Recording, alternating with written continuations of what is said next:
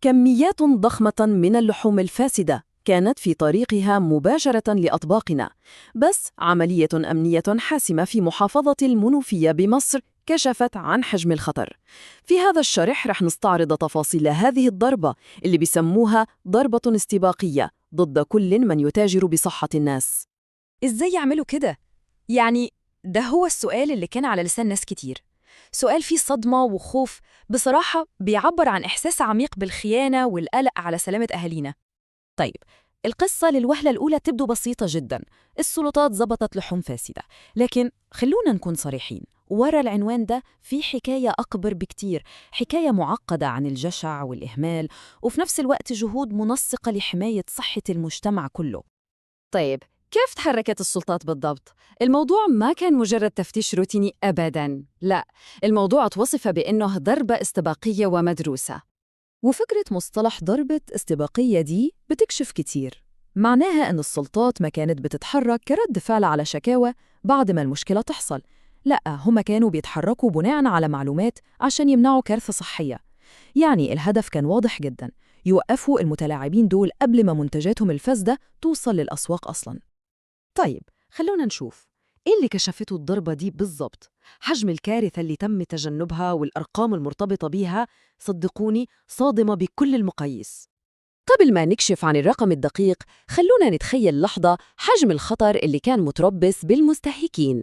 الكمية اللي انضبطت ما كانت صغيرة أبداً، طن و800 كيلو. نعم، 1800 كيلوغرام. هذا هو الوزن الصادم للحوم الفاسدة اللي انمسكت قبل ما تتوزع. رقم ضخم جدا بيكشف مدى الخطر اللي كان بيهدد المستهلكين. لكن الصدمة الحقيقية والله تكمن في التفاصيل. الموضوع ما كانش مجرد لحوم منتهية الصلاحية وخلاص، لا، دي كانت حيوانات مريضة مذبوحة بره المجازر الرسمية.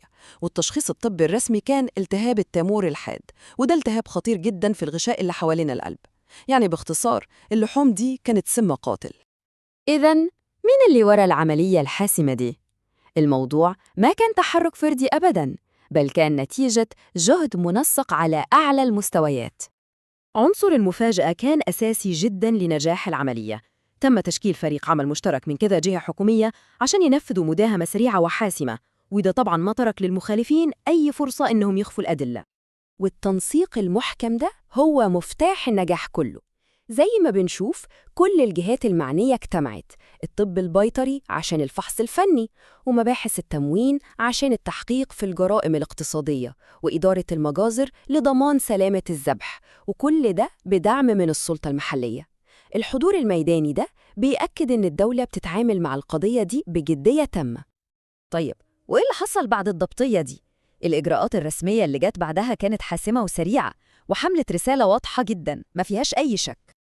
تصريح محافظ المنوفية كان قوي ومباشر، استخدامه العبارة الضرب بيد من حديد ما يترك أي مجال للشك إن السلطات ما رح تتهاون أبداً مع أي شخص يعرض صحة المواطنين للخطر.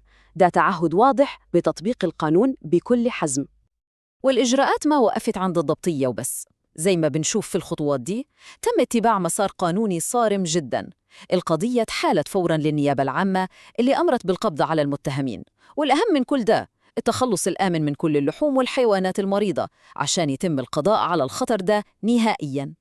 إذن شو هي الرسالة الأكبر من وراء الحادثة دي كلها؟ الموضوع أكبر من مجرد قضية غش تجاري فردية، لا، الهدف هو إرسال تحذير واضح للجميع. العملية دي بكل تفاصيلها، من المداهمة المفاجئة للتصريحات القوية والإجراءات القانونية السريعة، كلها بتبعت رسالة ردع قوية جداً. والرسالة هي: في عواقب وخيمة بتستنى أي حد يفكر يكسب فلوس على حساب صحة الناس، وإنه الأجهزة الرقابية صاحية ومنتبهة. ورغم كل الجهود دي، بيبقى في سؤال مهم يطرح نفسه: هل الضربات اللي زي دي كافية عشان ترضع كل المخالفين وتضمن سلامة أكلنا بشكل كامل؟ ولا المعركة ضد الغش التجاري دي محتاجة يقظة مستمرة من الكل، من السلطات